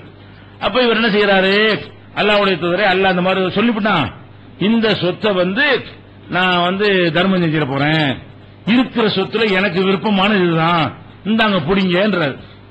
புடிங்க சொத்தை எடுத்துக்கொண்டு கொடுக்குறது வாயினால சொல்ற அந்த காலத்துல பத்திரம்லாம் கிடையாது, வாயினால கொடுக்கறா கொடுத்தாச்சு அவ்வளவுதான். அப்ப ரசூலுல்லாஹ் என்ன செய்யறாரு, அல்லாஹ்வுடைய தூதரே, அந்த சொத்தை நீங்கள் பெற்றுக் கொள்ளுங்கள், இன்னஹா ஸதகத்துன் லில்லாஹ், நான் அல்லாஹ்வுக்காக அதை தர்மம் செய்து விடுகிறேன், அர்ஜு பிர்ரஹா வ துஹரா இந்தல்லாஹ், இதனுடைய நன்மையை நான் அல்லாஹ்விடத்தில் எதிர்பார்க்கிறேன். அல்லாஹ் சொல்றான், நீங்கள் விரும்பினதிலிருந்து செலவு செஞ்சா தான் நன்மை அடைய முடியும், நான் ரொம்ப விரும்பக்கூடிய சொத்து இதுதான், இது அல்லாஹ்வுக்காக தந்துடுறேன் அப்படிங்கிறாங்க. இது ரசூலுல்லாஹ் ரொம்ப கஷ்டம், ஆரம்ப காலம், இது நிர்வாகம் பண்றதுக்கு சிரமப்படக்கூடிய காலம், ஆளுக்கு ஒரு பேரிச்சம்பழம் கூட கிடைக்காத ஒரு காலம். தர்மம் செய்யறேங்கிறாரு, ஒண்டா பாண்டு வாங்கி அதை வித்து காசாக்கி சஹாபாக்களுக்கு ஆள் கொஞ்சம் கொடுத்தா நல்ல ஒரு அவங்க நிலைமை உயர்ந்திருக்குமா இல்லையா? அவ்வளவு கஷ்டத்துல இருக்கிறாங்க. பள்ளியாசல திண்ணையில படுத்துக் கொண்டிருக்கிற தோழர்கள்லாம் இருக்கிறாங்க. ஏன் திண்ணையில படுத்துக்கிறீங்க, இந்த ஏத்தாப்புல உள்ள அபூ தல்ஹா தந்துட்டாரு, ஆள் கொஞ்சம் பங்கு வச்சு பட்டா போட்டு என்ன செய்யுங்க, ஒரு குடிசை போட்டு சொல்லிருக்கலாமா இல்லையா? அழகா லட்டு பார்ல வருது, விரும்பில தர்றாரு, இந்த அல்லாஹ்வுடைய வசனத்துக்கு கட்டுப்பட்டுல தர்றாரு அப்படின்னு ரசூலுல்லாஹ் என்ன செய்யறாங்க, சொன்ன உடனே அவர் சொல்றாரு, நீங்க நன்மையெல்லாம் நீங்களே நீங்க விருப்பப்படி செலவழிச்சுக்கிறீங்க, அல்லாஹ்வுக்கு நான் கொடுத்துட்டேன், உங்க விருப்பம் தான், என்ன செய்யணுங்கிற உங்க சாய்ஸ்ன்றாரு. அப்ப ரசூல் ஸல்லல்லாஹு அலைஹி சொல்றாங்க, பஹ்னா செய்யக்கூடாதுன்னு அர்த்தம், அப்படி சொல்லாது, ராக்க மாலுன் ராபிஹும், அது நல்ல லாபம் தரக்கூடிய சொத்துலப்பா, நீ முன்ன அல்லாஹ்வுடைய பாதையில்னு சொல்ற, அதுல நல்ல வருமானம் உண்டு, சொத்துல ஜாஸ்தி வருமானம் வரும், நிறைய பேரிச்சம்பழம் உற்பத்தி ஆகும் போல இருக்கு, அது சொல்றாங்க ரசூல் ஸல்லல்லாஹு அலைஹி வஸல்லம். ராக்க மாலுன் ராபிஹும், ராக்க மாலுன் ராபி, ரெண்டு பேரும் சொல்றாங்க, நீ இந்த அல்லாஹ்வுக்காக தர இந்த சொத்து அதிக லாபம் தரக்கூடியதா இருக்கிறது, இவ்வளவு லாபம் தரக்கூடியதா நீங்க கொடுக்குற அல்லாஹ்வுடைய பாதையில கொஞ்சம் சுமாரானது கொடுக்க வேண்டியதானே அப்படின்னு அவருக்கு என்ன செய்யறாங்க, அறிவிச்சிடறாங்க. சொல்லிட்டு அப்புறம் என்ன செய்யறாங்கன்னா, நீ சொல்றது விளங்குது, நல்ல லாபம் தரக்கூடிய சொத்து தான், ரொம்ப விரும்பினதை கொடுக்கணும் ஆசைப்படுற, ரொம்ப விரும்பக்கூடிய ஒரு சொத்தை கொடுக்கணும்னு ஆசைப்பட்டு சொல்ற, அதுக்கு நான் குறுக்க நிக்க விரும்பல, நல்ல காரியத்துக்கு செலவழிக்கும்னு சொல்ற, அதுக்கு நான் குறுக்க விரும்பல, அதனால நீ என்ன செய்ய, நீ செய்யறபடி தர்மம் செஞ்சுக்க. தர்மம் எப்படி செய்ய வேண்டும் என்றால், அன் தஜ் அலஹாபில் அக்ரபீன், உன் சொந்தக்காரங்களுக்கு கொடு. ரசூலுல்லாஹ் அவங்க கையில ஏத்துக்கொண்டு அவங்க கொஞ்சம் எடுத்துக்கொண்டு இருக்கிற ஏழை சஹாபாக்கள்லாம் கொடுத்தா அது எவ்வளவு பொருளாதார தீர்ந்து போயிடும், எவ்வளவு அன்னைக்கு தேவையாக இருந்தது, இப்படித்தான் எல்லாருமே சொல்வார்கள். அப்ப தர்மம் செய்யறங்கிறார தர்மத்தை பொதுவா எல்லா மக்களும் பயன்படுற மாதிரி தர்மம் செய்யறதை விட நீ என்ன செய்ய, உன் தர்மத்தை நான் ஒப்புக்கொள்றேன், தர்மம் செய்யற அந்த கான்செப்ட் ஓகே, நல்லதை செலவு செய்ய, நல்லா செஞ்சுட்டு போ, இது நீ என்ன செய்ய வேண்டும் என்றால் உன்னுடைய சொந்தக்காரங்களுக்கு நீனே பங்கு வச்சு கொடுத்துரு, அந்த தர்ம நன்மை உனக்கு கிடைச்சிரும். அவர் என்ன செய்யறாரு, அல்லாஹ்வுடைய தூதர் அப்படி நான் செய்யறேன் பிரிச்சு கொடுக்கிறாரு. இது புகாரில 1461 ஹதீஸ்ல இருக்குது. இப்படி அல்லாஹ் எப்படி நமக்கு நம்ம கிறுக்குத்தனமா வசியத்து பண்ணினா கூட அதுல மேம்படுத்தி செலவு செய்ய என்று கவனிக்கிறானோ, அல்லாஹ்வுடைய ரசூல் அப்படி கவனிக்கிறாங்க. எப்படி கவனிக்கிறாங்க, இந்த ஆளு தர்மம் செய்யறாங்க, தர்மம் செய்யறது சரிதான், இதை கொண்டு ஊர் உலகத்துக்கு கொடுத்துட்டா சொந்தக்காரன் நினைப்பான், அவன் சொந்தக்காரங்க எவ்வளவு தேவை உள்ளவங்க இருப்பாங்க, சொந்த பந்தங்களை கவனிக்கிறவருடைய கடமை இருக்குது, அவங்க என்ன செய்வாங்க, உள்ளுக்குள்ள எரிச்சல் படுவாங்க, இவ்வளவு பெரிய சொத்து கொண்டு பள்ளி கொடுத்துட்டாங்க, ஆளு இவ்வளவு ஒரு சொத்து கொண்டு பள்ளியை சொல்லி கொடுத்துட்டான், நாங்கெல்லாம் இல்லையா, எங்களுக்கெல்லாம் தரக்கூடாதா? இப்ப நம்மள்ட்ட கூட ஒருத்தர் வந்தார், தௌஹீத் ஜமாத்து கூட ஒருத்தர் நினைஞ்சாரு, 40 லட்சம் ரூபாய் சொத்து, அவருக்கு மனைவிக்கு சண்டை, அதுக்காக நினைச்சாரு நான் அந்த சொத்தை நீங்க எடுத்துக்கிறீங்கன்னு சொல்லி புட்டிவாதம் பிடிக்கிறாரு. அப்புறம் விசாரிச்சு பார்த்தா அது என்ன, அப்படி வாங்க மாட்டேன், என்னத்துக்கு நீங்க கொடுக்குறீங்க, எதுக்காக இந்த சொத்தை ஜமாத்துக்கு தர்றீங்க அப்படின்னு கேட்டா, அதை விசாரிச்சியா பார்த்தா பொண்டாட்டியோட சண்டையா, வேற ஒண்ணும் கிடையாது. அப்ப நம்ம என்ன கண்டிச்சு, இது நீ பாவம் செய்யற, இந்த சொத்தை ஜமாத்துல வாங்க மாட்டோம், நீ உன் மனைவிக்கு செய்ய வேண்டிய கடமை இருக்கு, மேற்கூட எல்லாம் கொடுத்து பிள்ளைகள் எல்லாம் கொடுத்துட்டு அதுக்கு மேமிச்சமா அல்ல உனக்கு தந்துருந்தா நீ கொண்டாந்து கொடுக்கணுமே தவிர இதை கொண்டாந்து பொண்டாட்டி சண்டை நீ கொடுத்தா எப்படி நியாயமாகும், இது வாங்கினா எங்களுக்கு எப்படி நியாயமாகும், இந்த ஹதீஸை சொல்லியே இதை சொல்லி ரசூலுல்லாஹ் அப்படி செஞ்சாங்க, உறவினர்களுக்கு கொடுன்னு சொன்னாங்களப்பா, நீ இப்படி செய்யலாமான்னு சொல்லி அதை நம்ம ரிஜெக்ட் பண்ணி அனுப்பி விட்டுருவோம். இதே ஜமாத்துல நம்ம நினைஞ்சிருக்கிறோம், அப்படி பண்ணி இருக்கிறோம். அப்ப இந்த மாதிரியான ஏன் இதை பண்ணணும், நம்ம பண்ணதுக்கு காரணமா இருந்தது எது? இந்த அல்லாஹ்வுடைய ரசூலுடைய மார்க்கம் தான். மார்க் அப்படிதான் சொல்லுது. ஒரு மனுஷன் கோபத்தில் வந்துட்டு எல்லாத்தையும் தர்றேன்னு சொன்னா வந்த வரைக்கும் சேர்ந்து வாங்கிக்கலாமா? வாங்குறவனு கவனமா இருக்கணும். பள்ளியாசல் தான் எழுதி வாங்கிடக்கூடாது. நீ எதுக்கு தர்ற? முக்காவாசி இந்த பள்ளியாசல் தரவன்லாம் எப்படின்னா குடும்ப பிரச்சனை தர்றான். பள்ளியாசலுக்கு அல்லாவுக்காக தர்றவன் நம்ம கம்மியா இருக்கிறான். குடும்பத்துல பிள்ளையோட சண்டை, அப்பனோட சண்டை, பொன்னாடியோட சண்டை, புருஷனோட சண்டை எல்லாத்தையும் எழுதி கொடுத்துறேன். இதெல்லாம் நம்ம ஜமாத்துக்கு யாராவது கொடுத்தா அதெல்லாம் விசாரிப்போம். எதுக்கு நீ கொடுக்குற? உனக்கு மேற்கொண்டு இருக்குதா? ரசூலுல்லாஹ் விசாரிச்சாங்களா இல்லையா? ஒருத்தர் வந்து என்ன செய்யறாரு, மகனுக்கு ஒரு அன்பளிப்பை கொடுத்துட்டு இதை நீங்க தான் சாட்சியா இருக்கணுங்கிறாரு. அப்ப ரசூலுல்லாஹ் கேட்கறாங்க, இவர் அளக்க வலதும் சிவாகு, வேற புள்ள உனக்கு இருக்குதா? சும்மா அந்த உனக்கு வாங்கிக்கல, அவங்க சாட்சி போட்டுல. உனக்கு இந்த புள்ளைய தவிர வேற புள்ள இருக்குதா? இருக்குது. அந்த புள்ளைகளுக்கு அந்த மாதிரி கொடுத்தியா? இல்ல. அப்படின்னா அந்த அநியாயத்துக்கு நான் சாட்சியில் ஓடுன்னு வெட்டுறாங்க. அப்ப நீங்க கொடுக்குற அந்த ஒரு பிள்ளைக்கு ஏதோ கொடுத்துட்டு என்ன சாட்சியாக பாக்குற? அப்ப கொடுக்கிறேன்னு வந்தால் கூட ஒரு ஜமாத்தை, இயக்கத்தை, பள்ளியாசல் நிர்வகிக்கிறவங்களுடைய கடமை என்ன? அவனுக்கு புத்தி சொல்லணும். அவன் மார்க்கத்தை மீறி பக்தி முத்தி போய் வேற மார்க்கமா நினைத்து கொண்டு என்ன செய்வான்? எல்லாத்தையும் வச்சுக்கிறேன்னு சொல்லுவான். ஆனா அந்த குடும்பத்தாரெல்லாம் அவரை பத்துவா செய்வாங்க. இந்த மாதிரி பாவி கொடுத்துட்டு போயிட்டான், இவங்களும் நல்ல சொல்ல மாட்டாங்களா? இதான் ஜாக்குன்னு வாங்கி அமைக்கிட்டாங்க சொல்லுவாங்களா இல்லையா? அப்ப இதுல எல்லாம் கவனம் செலுத்துவது கிடையாது. நிறுவனங்கள் நடத்துறவங்க இதுல கவனம் செலுத்த வேண்டும். அதுக்குதான் ரசூலுல்லாஹ்வுடைய இந்த சம்பவங்கள் நமக்கு ஆதாரமாக இருக்கிறது.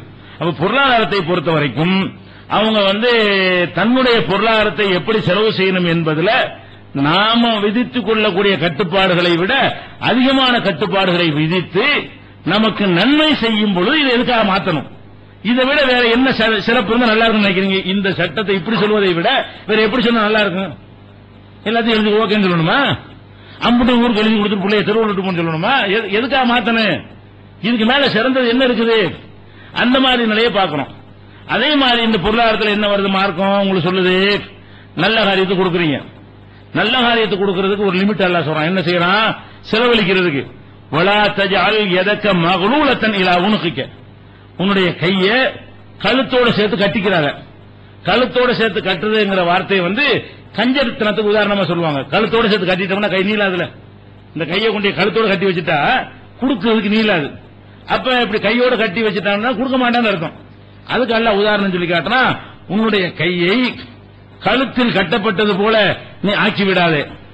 உலா தபுசுத்துகா குள்ளல் பஸ்து, ஒரேடியா விரிச்சு விட்டுறாத.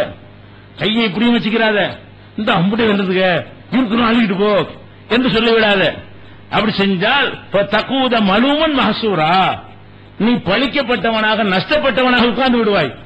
ஒரேடியா கையை விரிச்சேன்னு இருக்கணும் அள்ளி கொடுத்து வாரி வாரி எல்லாத்தையும் வழங்கினாருன்னு சொல்லி வழங்கி கடைசியில் நீ தருவன் நிற்ப. அப்படி செஞ்சிடாத. ஒரேடியா சுருக்கிக் கொள்ளவும் செய்யாத. பொருளாதாரத்தை செலவு செய்யும் பொழுது இஸ்லாம் என்ன சொல்லுது? இருக்குதுங்கிறது அள்ளி அள்ளி அறை வள்ளல் பேருவாங்க நினைச்சிட்டு போயிடாத. எல்லாம் திட்டமிடு, கவனிக்கணும். நீ நல்லா இருக்கணும், உன்னுடைய எதிர்காலத்துக்கு எவ்வளவு தேவைன்னு பார்க்கணும், உன்னுடைய புள்ள குட்டிகளுக்கு எவ்வளவு தேவைன்னு பார்க்கணும், உன்னுடைய மரணத்துக்கு பிறகு அவங்களுக்கு தேவையான ஒரு செக்யூரிட்டி இருக்குதான்னு நீ பார்க்கணும். இதெல்லாம் கருத்துல கொண்டு அதுக்கு மேலே நமக்கு அல்லாஹ் தந்திருந்தா என்ன செய்யணும்? அதை செலவழிக்க வேண்டும். அதுக்காக வேண்டி ஒரு 1000 வருஷத்துக்கு சேர்த்து வைக்கலாமா? நம்ம சேர்க்க வேண்டியது இருக்கிற 10 வருஷமா வாழ போறோம், அதுக்கு வச்சுக்கலாமே தவிர இவன் என்ன செய்யறது? ஒரு 1 கோடி ரூபாய் வச்சுட்டு போறேன், ஒரு 10 கோடி ரூபாய் எனக்குன்னு வச்சுக்கிட்டேன், அவ்வளவு தேவைப்படாது. அதுதான் அல்லாஹ் சொல்லி காட்டுறோம். ஒரேடியா இருக்கிறோம் செய்யாத, எல்லாத்துக்கும் ஒரு காரணம் கற்பிச்சு தேவை இருக்குன்னு சொல்லிட்டு உட்கார்ந்துடாத. அதே நேரத்தில் ஒரேடியா விரிச்சு விட்டுறாத. அப்படி விரிச்சு விட்டானா என்னவாயிரும்? கையை விரிச்சின்னா நீ தான் இழிந்தவனா போவ, நீ தான் நஷ்டப்படுவ, கை சேதப்படுவாய். கொடுத்து விட்டு தெரியாம கொடுத்து விட்டேன், அவசரப்பட்டு சொல்லியாச்சே கொடுத்துட்டேனே அப்படி சொல்லக்கூடாது இருக்கிறாங்க. கூட்டத்தில் பேருக்கான்னு சொல்லி விட்டுருவாங்க.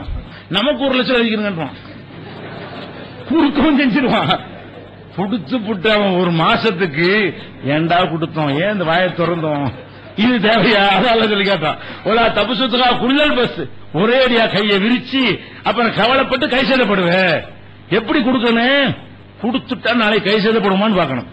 அதுக்கு அளவு அல்ல சொல்லித்தரான். ஒரு தர்மம் செய்யறான் நீ கொடுத்துறோம், கொடுத்துப்பட்டு ஒரு 2 நாள் கழிச்சு ஏன் கொடுத்தோம் நினைக்குவோமா? நினைக்க மாட்டோமா? அந்த அளவு கொடு. ஏன் கொடுத்தோம் நினைக்கிற தொகையா இருந்தால் கொடுக்காத. நம்ம ஒரு சாதாரண ஒரு மனுஷன் 100 ரூபாய் கொடுக்கணும் வைக்கிறேன், நான் யோசிப்பானா? ஒரு மாச சம்பளக்காரன் ஒரு 5000 ரூபாய் சம்பளம் வாங்குறான், அவன் ஒரு 100 ரூபாய் தர்மம் செய்யறான், ஏன்டா 100 ரூபாய் நினைக்கவே மாட்டான். 5100 பாதிக்காது. அதே மாதிரி 1 லட்சம் ரூபாய் சம்பாதிக்கிறான், ஒரு 5000 ரூபாய் கொடுக்கறான் தர்மத்துக்கு, பாதிக்க மாட்டான். ஏன்? 1 லட்சம் ரூபாய் சம்பாதிக்கிறவனுக்கு ஒரு 5000 என்பது என்ன இருக்காது? கொடுத்தால் ஏண்டா கொடுத்தோம்னு நினைக்க மாட்டான். வாங்குற 1 லட்சம் ரூபாய் சம்பளம் ஒரு 75,000 கொடுத்தான்னு வைங்க, உட்காருவானா இல்லையா? ஏன்டா போட்டு கொடுத்தோம், என்னதுக்கு இந்த மாதிரி செஞ்சோம் நம்ம, அப்படி வரக்கூடாது. நீங்கள் எதை கொடுத்தாலும் கொடுக்கறதுக்கு முன்னாடி கொஞ்சம் நிதானிங்க. எப்படி நிதானிக்கணும்? இதை கொடுத்த பிறகு அல்லாஹ் சொல்றாங்க, தக்கூத மலுமன் மஹசூராக், கை சேதப்பட்டவனாக நீ உட்கார்ந்து விடுவாய். அப்ப கொடுத்து விட்டு கை சேதப்படுவியா? கொடுத்து விட்டு கவலைப்படுவியா? ஏன் கொடுத்தோம் நினைப்பியா? அப்படி நினைப்பாயான்னு கொஞ்சம் யோசிப்பாரு. நிதானிச்சு நினைக்க மாட்டோம், இதை கொடுத்தா நமக்கு பெருசா பாதிப்பு வராது, அப்படி கணக்கு போட்டு கொடுறாங்க. தானம் தர்மம் செய்யும் போது கூட கணக்கு போட்டு நாளைக்கு நீ கவலைப்படுவியாங்கிறத கவனிக்கணும். கொடுத்து விட்டு நாளைக்கு நான் வருந்துவேன், நாளைக்கு கவலைப்படுவேன் என்று உனக்கு தோணுமையானால் குறைச்சு கொடு.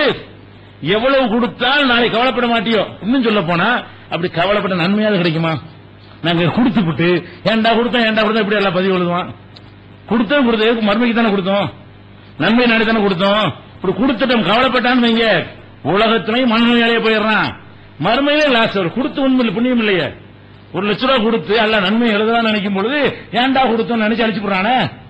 ஏண்டா கொடுத்தோன்னு நினைப்பத நன்மை அழிச்சு போடுமே, கொடுக்கவே இல்லையே, கொடுக்காம ஆயிருமே.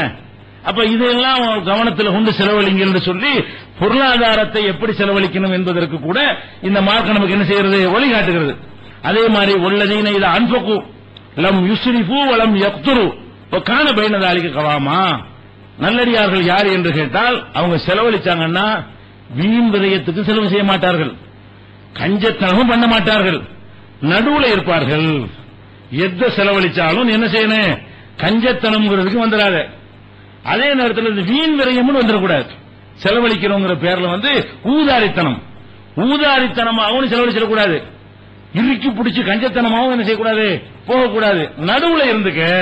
இதுதான் நல்லடியார்கள் செய்ய வேண்டிய பண்புகள் என்று 25வது அத்தியாயத்தில் 67வது வசனத்தில் எல்லாம் சொல்லி காட்டுகிறான். அப்ப இதையும் பொருளாதாரத்தை கவனிக்கணும். பொருளாதாரத்தை செலவழிக்கும் பொழுது நம்ம கூட இதை கவனிக்க மாட்டோம். என்ன கவனிக்க மாட்டோம்? ஒரு கல்யாணம் வருது குடும்பத்துல, இந்த குடும்பத்துல கல்யாணத்துக்காக செலவழிக்கிறதா இருந்தா சோத்துக்கு செலவழிக்கிறீங்க, அது ஒத்துக்கிற விஷயம் தான். சீரியல் செலவழிச்சா என்னது, அதுல என்ன நன்மை? ஊரடிய மியூசிக் செட்டு போட்டு குழாய் கட்டினால் என்ன நன்மை? இதான் ஊதாரித்தனம். செலவழிக்கிற நல்ல, அது என்ன நன்மை பாவம்? உன் காசு அது உண்மைதான், உன் காசு நீ செலவழிக்கிற என்ன நன்மை? உனக்கு என்ன நன்மை? இந்த குழாயை கட்டி சட்டம் போடுறதுனால உனக்கு என்ன நன்மை? இளையராஜா கூட்டு வந்து மியூசிக் கச்சேரி வச்சு கல்யாணம் பண்றான், அப்படி பண்றவங்க முஸ்லீம்ல இருக்கிறான். இதுல என்னடா இது கல்யாணத்துக்கு செலவு பண்றேங்கிறீங்க, இதுல என்ன நன்மை இருக்கு உனக்கு? ஒரு நன்மையும் கிடையாது. அதே நேரத்தில் வந்து சுருக்கி பிடிக்கிறேன்னு சொல்லி உண்மை கிடையாது, பட்சத்தையும் கூட இல்ல என்கிற மாதிரி நடக்காத. நடுவுல என்ன செஞ்சுக்க, இருந்துக்க. காண பயனதாலிக்க கவாமா. இப்படி எல்லா விஷயங்கள்லயுமே நம்மளை செலவழிக்க சொல்ற மார்க்கம் எப்படி பார்க்க சொல்லுது? ஊதாரித்த பயனற்ற வகையில் அந்த காசு போகுதா அதை கவனி. அது இன்னும் சொல்ல போனா ஒரு 5 ரூபாய்க்கு கஞ்சி ஊத்துவாங்க, 5 ரூபாய்க்கு கஞ்சி ஊத்துறதுக்கு 50 ரூபாய்க்கு விளம்பரம் பண்ணுவாங்க. கஞ்சி ஊத்துற 5 ரூபாய் தான். 5 ரூபாய் கஞ்சிக்கு வைக்கிற பேனர்களும், அதுக்கு அடிக்கிற நோட்டீஸுகளும், அதுக்கு செய்யற விளம்பரங்களும், அதுக்கு பண்ற பங்கனையும் பாத்தீங்கன்னு சொன்னா 5 ரூபாய் தர்மம் செய்யறதுக்காக வேண்டி 50 ரூபாய் கணக்கு வரும். 5000 ரூபாய் தர்மம் செய்யறோமா, 2 லட்சம் ரூபாய் செலவு பண்ணுவோம். இதுக்கு தர்மத்துக்கு சம்பந்தம் இல்லாத அந்த அலங்காரங்களுக்கு பேனர் வைக்கிறது, அரசியல் தலைவர் கூப்பிடுறது, மேடை அமைக்கிறது, ஸ்டேஜ் போடுறது. அப்ப இது உதாரணம் தானே இது. அப்ப செய்யற உதவிகளை விட அதை விளம்பரப்படுத்துவதற்கு அதிகமாக செய்யக்கூடிய காட்சியெல்லாம் பார்க்கிறோம்.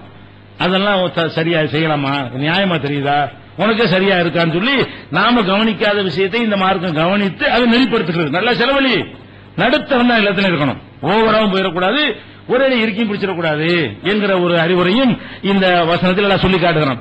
அப்ப இந்த பொருளாதாரத்தை பொறுத்த வரைக்கும் நாம எப்படி செலவழிக்க வேண்டும் என்ற வழிகாட்டுதலில் இருந்து அல்லாஹ் நம்ம மேல ஒரு கருணை காட்டுகிறான். இந்த மாதிரியான ஒரு தத்துவத்தை மனிதன் கூட நினைத்து பார்க்க மாட்டான். அவனுடைய பொருளாதாரத்தை எப்படி பாதுகாக்கணும் என்பது அவனுக்கு கூட தெரியாது, அல்லாஹ் பாதுகாக்கிறவனா இருக்கிறான் என்பதை அறிந்து கொள்கிறோம். அதுபோக இந்த பொருளாதாரத்தை செலவு செய்யற விஷயம் இருக்கிற, எதுக்கு செலவு செய்யறது அதான் முக்கியமானது. மதத்தை வளர்க்கறதுக்கு செலவழிக்கிறதா, மடங்களுக்கு செலவு செய்வதா, அல்லது சாமியார்கள் கொண்டே மத குருமார்கள் இடைத்தரர்கள் இருக்காங்களே அவங்களுக்கு கொண்டே கொடுக்கிறது செலவுன்னு சொல்வதா? அதை எடுத்து பாத்தீங்கன்னு வைங்க, இந்த மதத்துல உங்களை மார்க்கத்தில் செலவு செய்ய சொல்வதனால் அல்லாவுக்கோ இந்த மதத்துல யார் காவலர்களாக போதகர்களாக இருக்கிறார் அவர்களுக்கு லாபமே கிடையாது. அப்படி இந்த மதத்தினுடைய சட்டங்கள் என்ன செய்யப்பட்டிருக்கு, அமைக்கப்பட்டிருக்கிறது. அந்த விஷயங்கள் இன்ஷா அல்லாஹ் நாளை தினம் பார்க்கலாம்.